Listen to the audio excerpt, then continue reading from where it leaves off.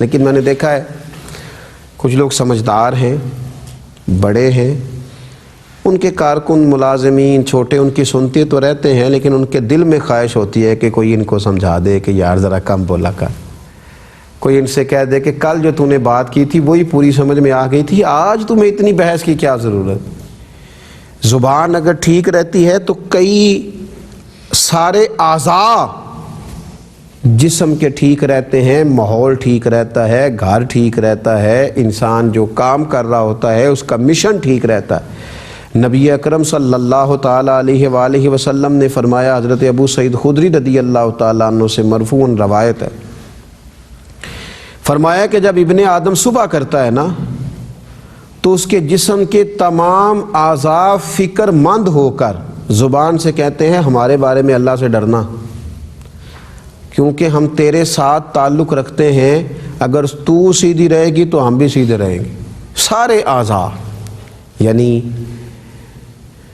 اس کا دماغ بھی، ہاتھ بھی، پیر بھی، دل بھی، ہر چیز زبان کی منت کر رہی ہے کہ تو سیدھی رہنا، تو سیدھی رہے گی تو ہم بھی سیدھے رہیں گے، اور اگر تو ٹیڑھی ہو گئی تو ہم سب کو بھی ٹیڑھا کرے گی۔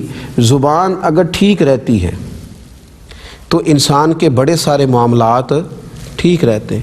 حضرت لقمان حکیم سے کہا گیا، ان کے کسی بڑے نے، کسی بزرگ نے کہا، بکرا ذبح کیا گیا تھا، کہا جناب اس میں سے نا جو بہترین چیز ہے نا وہ نکال کے لائیے۔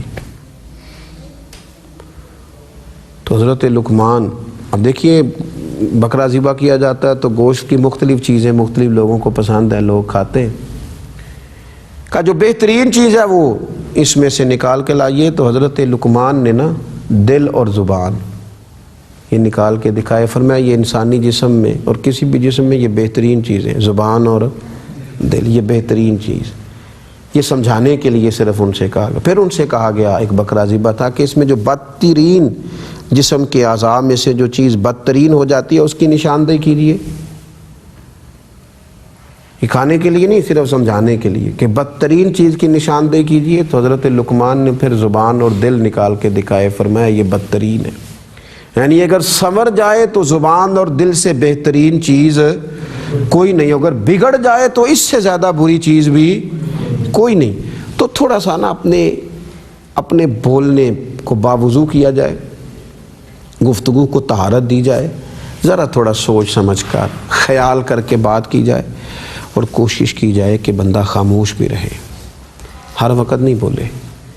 خاموش رہنا بڑی حکمت ہے، خاموش رہنا بڑی دانائی ہے، خاموش رہنا بڑی بات ہے۔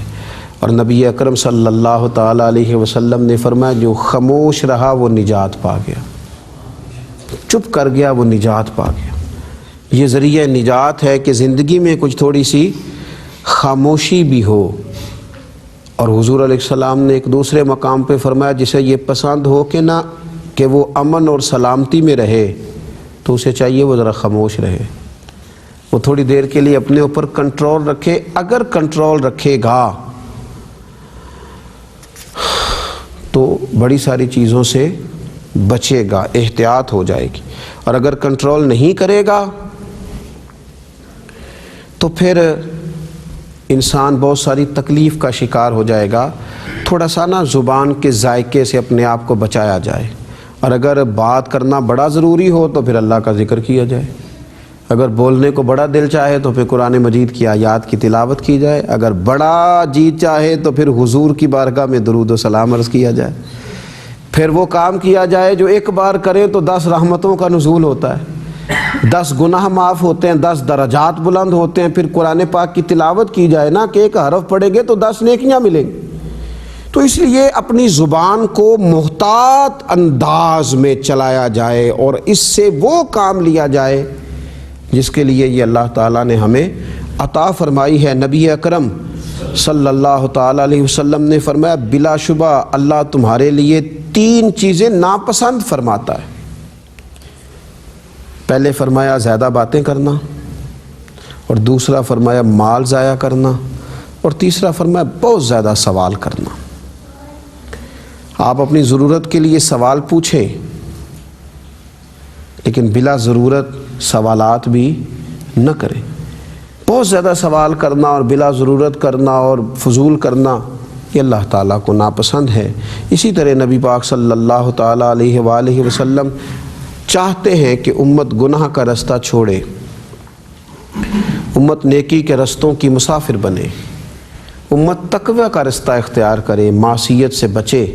تو حضور علیہ الصلوۃ والسلام نے فرمایا لوگوں میں زیادہ گناہ گار زیادہ لا یعنی گفتگو کرنے والے ہوتے ہیں۔ معنی کیا ہے؟ زیادہ غلطیوں کا سبب زبان بنتی ہے، زیادہ بولنے کی وجہ سے، زیادہ باتیں کرنے کی وجہ سے انسان بعض اوقات زیادہ گناہوں میں مبتلا ہوتا ہے۔ اور میرے رسول پاک صلی اللہ تعالیٰ علیہ وسلم فرمانے لگے لا یعنی اور بیکار چیزوں کو چھوڑ دینا یہ تو اسلام کی خوبصورتی ہے، یہ تو خوبصورت دین ہے اس شخص کا جس نے لا یعنی بے مقصد باتوں کو چھوڑ دیا۔ ہمارے ہاں کچھ لوگ بلا وجہ بحث کرتے اور جس عنوان پر وہ بحث کر رہے ہیں اس کے بارے میں وہ معلومات بھی نہیں رکھتے، بلکہ ابتدائی باتوں کو بھی نہیں جانتے، اس پر بھی بحث کرتے ہیں اور لا یعنی بحث کرتے ہیں، اور اتنی بحث کرتے ہیں کہ نتیجہ کچھ بھی نہیں نکلتا۔ میں اکثر کہتا ہوں کہ ہماری بحث، ہماری زبان کا بے دریغ استعمال، رزلٹ یہ نکلتا ہے کہ بحث جیت جاتی ہے، رشتے ہار جاتے ہیں، تعلقات ختم ہو جاتے ہیں، رابطے ٹوٹ جاتے ہیں۔ لیکن ہماری بحث تو جیت گئی، ہمارا جو رویہ تھا اس رویے کی وجہ سے، اس بحث کی وجہ سے بڑے سارے لوگ ہم سے پیچھے ہو گئے، لیکن ہم نے بحث کو نہیں چھوڑا۔ میرے نبی پاک صلی اللہ تعالیٰ علیہ وسلم گفتگو کرتے تو خوبصورت کرتے اور ٹھہر ٹھہر کے کرتے۔ اور سیدہ عائشہ صدیقہ رضی اللہ تعالیٰ عنہ فرماتی ہیں اگر کوئی نبی پاک کے لفظوں کو گننا چاہتا تھا تو گن بھی سکتا تھا، اس طرح حضور گفتگو کرتے۔ تو آداب زبان کا خیال فرمائیں اور زندگی کے اندر اس طرح کے معاملات کریں کہ جس میں ہماری زبان کا تیر کبھی بھی کسی کو زخمی نہ کرے۔